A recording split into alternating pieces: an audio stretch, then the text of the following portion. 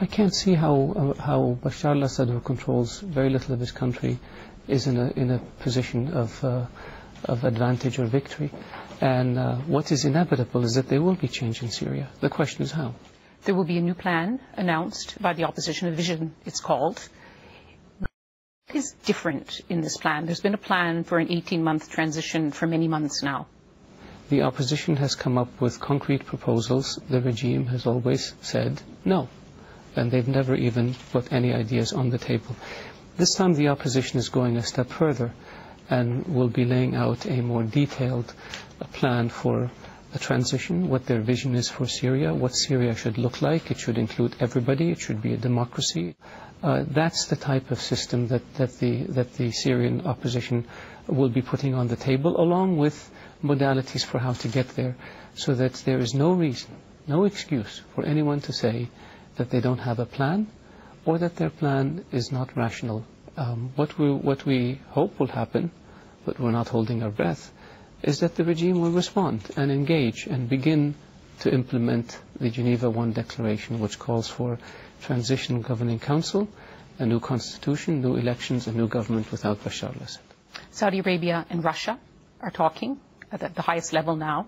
What new reassurances have you been given in recent days, in recent weeks, that give you a greater sense that this plan, which has been around for a long time except for the detail, is actually going to succeed this time? We never know if a plan will succeed or not, because it takes two parties to agree.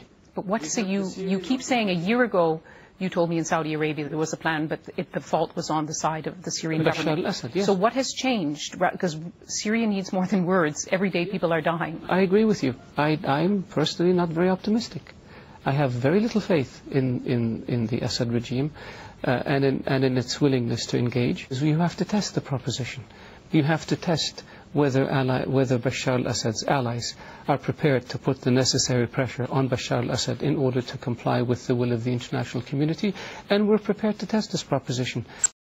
And so we will see what happens. But there's more than one side in this war. You, Qatar, the Americans sent in a lot more arms and supplies into Aleppo in recent months, which for a time changed the momentum in Aleppo. So it's not just the government, the army, Syrian army, that is pushing the military solution.